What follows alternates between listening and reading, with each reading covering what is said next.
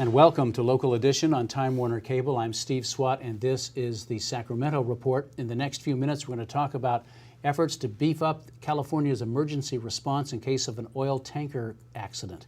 My guest of the segment is Jerry Hill, a member of the State Senate from San Mateo. Thank you very much for being with us. My pleasure, Steve.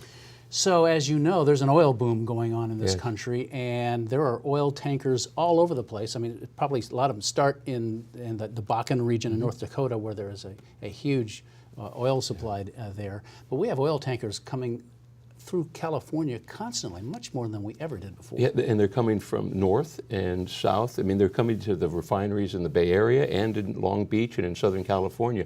Massive amount of oil. In fact, in 2009, we had about 49,000 barrels coming by rail. 2013, 6.5 million. Projected in 16, 150 million barrels of oil coming through California, 100-car trains, and right now we're not ready for it. We're not prepared. Well, you turn on the news and you can't help but see stories of devastating explosions and oil spills. I mean, recently in West Virginia, in Quebec, where so many were killed in 2013, and obviously in the California rail routes, I mean, some of them are kind of treacherous. They are treacherous. In Feather River Canyon, in November of last year, there was a derailment of tanker cars. Fortunately, they were filled with corn and not oil.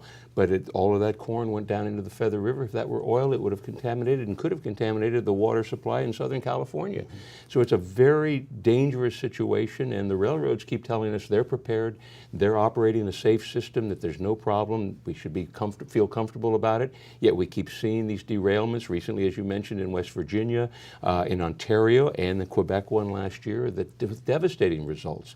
The federal government has preempted California and all of the states in terms of regulation. So we have a little to say about the safety of those railroads, and they haven't brought up to speed. So what we need to do is provide the response.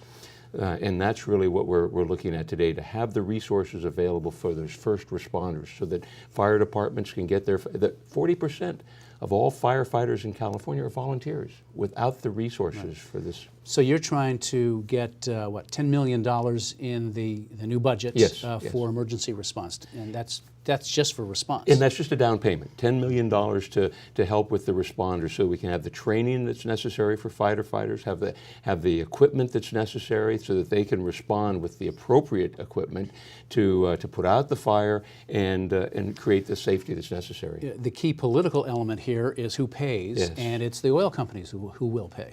The oil companies will pay eventually, and they've not been happy to pay in the past, and my anticipation is that they will resist this as well. They will say that it's going to drive up their cost of doing business, which means they have to pass it on to consumers, correct? Yes, correct, absolutely. But they're paying today. They pay 6.5 cents per barrel for all of the oil coming in by ship, and that's where most of the oil came from before. And that's their insurance policy that pays for the cleanups out there in the marina. But there's nothing in place today to pay for the cleanup as well as the responders on rail, on land, and that's the challenge. As you know, Governor Brown has the last word on every budget, and so are you working with him? Do you have an inkling of where he stands on this? Well, we had legislation last year to try and create this opportunity, and it didn't move forward in the Assembly. It was a gut and amend. This year we've talked with and worked with the governor, and it's in his budget today. We think he's very supportive of it. It's almost taken our exact language from last year, so I think we're going to be in good shape.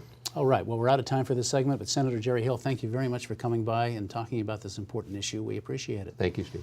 Bye. And thanks to our viewers for watching Local Edition on Time Warner Cable. A reminder, you can see this and other interviews on YouTube, also on My Government on Demand and the California channel. I'm Steve Swatt. Have a great day.